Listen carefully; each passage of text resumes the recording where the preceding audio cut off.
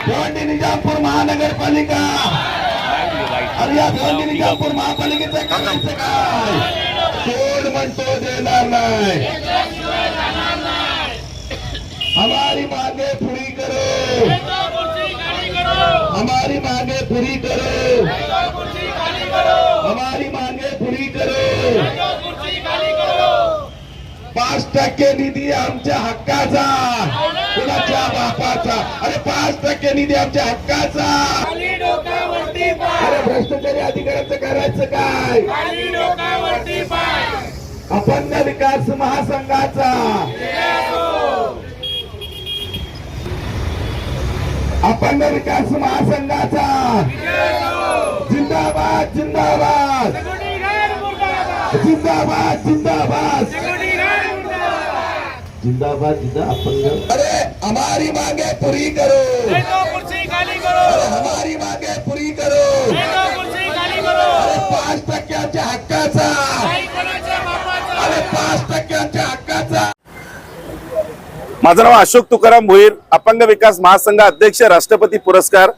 अपंग विकास महासंघाच्या गेल्या 2 दिवसापासून मागण्या आम्ही सातत्याने लावून धरलेल्या आहेत। गेल्या 8 ते 9 वर्षापासून आमच्या मागण्या आहेत, परंतु महापालिकेचे प्रशासन कुठल्याही प्रकारची त्याला दाद देत नाहीये।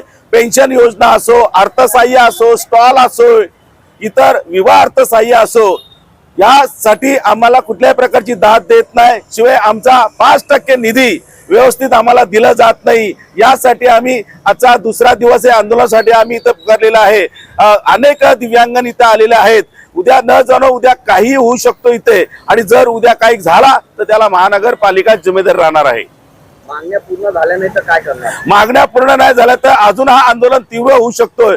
कुठल्या प्रकारला स्तराला जातील दिव्यांग याचंही मी सांगू शकत नाही, आणि ज्या दिवशी ज्या स्तराला जाऊ त्या दिवशी महापालिकेला आवरणं फार कठीण होईल, आणि यात होणारा जो काही नुकसान आहे याला पूर्ण जिम्मेदार महानगरपालिका असेल।